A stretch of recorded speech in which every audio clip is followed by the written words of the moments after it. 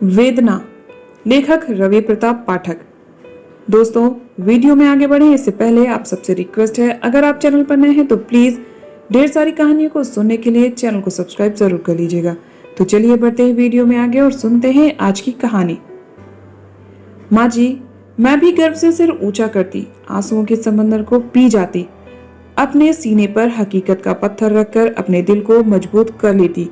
अगर मेरा सुहाग भारत माँ की आन बान और शान की रक्षा करते करते शहीद होकर सैनिक सम्मान के साथ तिरंगे को ओढ़ वापस घर लौटा होता और सारा शहर उसकी अगवानी करने के लिए अश्रु की धार लिए उमड़ पड़ा होता। लेकिन माँ जी, मैं किस बात पर गर्व करूं, क्या कहकर अपने दिल को समझाऊं? मैं तो यह भी फैसला नहीं कर पा रही हूँ कि मैं इस वक्त सुहागन हूँ या नहीं। कितना खुश था बलवंत उस दिन, मानो जंग पर नहीं मनचाही मनोरंजक यात्रा पर जा रहा हो। होलडाल बांधते हुए देशभक्ति के तराने उसके होठों पर तैर रहे थे। उधर नेहा आंखों में आंसू भरे उसकी वर्दियां एवं अन्य सामान बॉक्स में रख रही थी। बलवंत की तस्वीर के सामने मूर्तिवत बैठी एकटक उसे निहारे जा रही थी। गालों पर ढलकी आंसुओं की लकीरें उसके हृदय की वेदना को स्पष्ट कर रही थी। रह रहकर बस वही दृश्य आंखों के सामने उभर रहा था। जल्दी करो नेहा, रंजीत आता ही होगा। होलडाल बांधकर बलवंत नेहा की ओर पलटा। बलवंत से आंखें मिलते ही नेहा की हृदय पीड़ा सब्र का बांध तोड़ सिसकी की शक्ल में होठों पर आ गई। अरे ये क्या, तुम तो रो रही हो नेहा, क्या इन्हीं भीगी पलकों से रुखसत करोगी मुझे? बलवंत ने नेहा के चेहरे को प्यार से ऊपर उठाते हुए कहा। नहीं नेहा नहीं, तुम एक आम औरत नहीं बल्कि एक फौजी की पत्नी हो, जिसकी आंखों में आंसू नहीं स्वाभिमान झलकना चाहिए। एक सैनिक की पत्नी का दिल तो इतना मजबूत होना चाहिए कि मातृभूमि के लिए पति के मिट जाने पर भी वह गर्व करे, रोए नहीं। मैं भी कहाँ चाहती हूँ कि आपके फर्ज के रास्ते में आंसुओं की दीवार खड़ी करूं, पर मैं क्या करूं? इन 2 महीनों में मुझे आपकी और आपके साथ रहने की आदत सी पड़ गई है। अब आपके बिना और आपसे दूर रहने के ख्याल से ही मेरा दिल बैठने लगता है और लाख कोशिशों के बावजूद भी मेरे आंसू नहीं थमते। नेहा ने बलवंत के सीने पर अपना सिर रख दिया। बलवंत ने प्यार से उसके बालों को सहलाते हुए कहा, फौजी परिवार को अपनों से दूर रहने की आदत डालनी पड़ती है। सैनिक अपना परिवार छोड़कर सरहद की रक्षा करने इसलिए जाता है ताकि देश के दूसरे परिवार अपनों के पास रह सके। नेहा, क्या तुमने कभी माँ की आंखों में पिताजी के लिए आंसू का एक कतरा भी देखा है? नहीं ना। नेहा ने ना में सिर हिला दिया। वो भी तो पिताजी के बगैर 18 सालों से बस उनकी यादों के सहारे ही जी रही हैं। हम फौजियों की जिंदगी का क्या भरोसा, न जाने कब दुश्मन की कोई गोली हमारा सीना चीर दे। क्या पता हम किस तरह से वापस लौटे, जिंदा या अपनी कोमल हथेलियों को उसके मुंह पर रख नेहा ने उसके अगले शब्द को रोक लिया। बलवंत ने उसके हाथों को हटाते हुए कहा, हकीकत रोकने से नहीं रुकती नेहा, और एक हकीकत यह भी है कि मैं वापस जरूर आऊंगा, या तो फतह करके या फतह के लिए शहीद होकर तिरंगे को सीने से लगाए, और फिर मैं अपनी याद के लिए तुम्हारी कोख में अपने प्यार की निशानी भी तो छोड़कर जा रहा हूँ, जो तुमको हर पल एहसास दिलाएगी कि मैं तुम्हारे पास हूँ।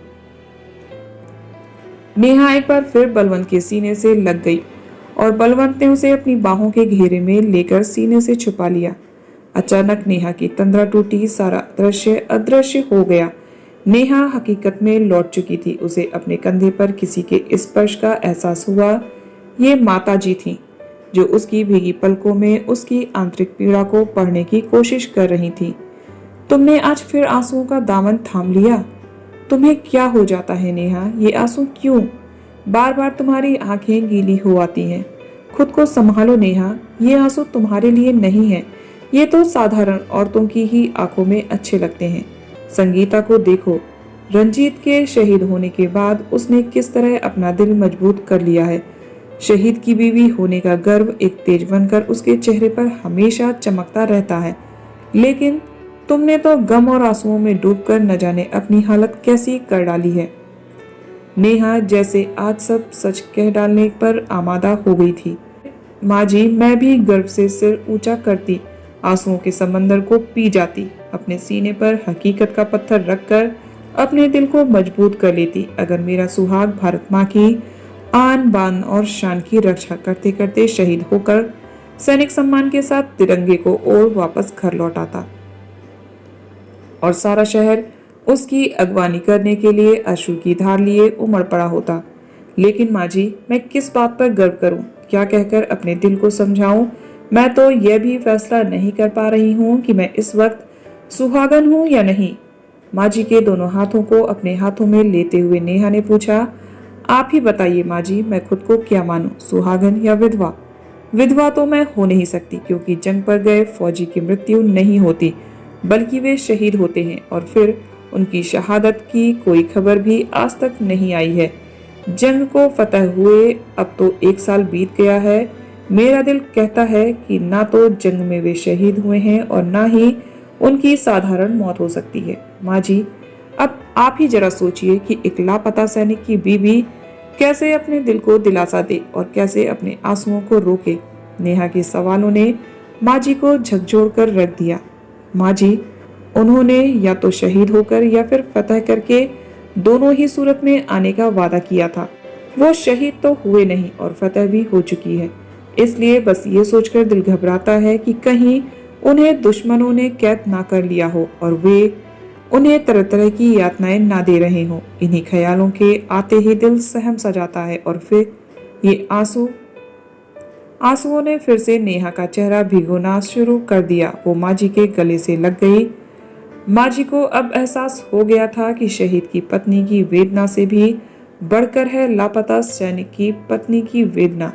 शहीद की पत्नी के सामने हकीकत होती है और लापता सैनिक की पत्नी के सामने सिर्फ आशंकाएं।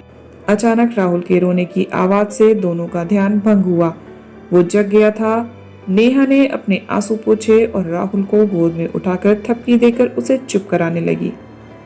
तो दोस्तों, आपको ये कहानी कैसी लगी कमेंट करके जरूर बताइएगा। इसी तरह की ढेर सारी कहानियों को सुनने के लिए चैनल को सब्सक्राइब जरूर कर लीजिएगा। मिलते हैं नेक्स्ट वीडियो में एक और नई कहानी के साथ। तब तक आप सब हंसते रहिए, मुस्कुराते रहिए, खुश रहिए। Bye bye, take care.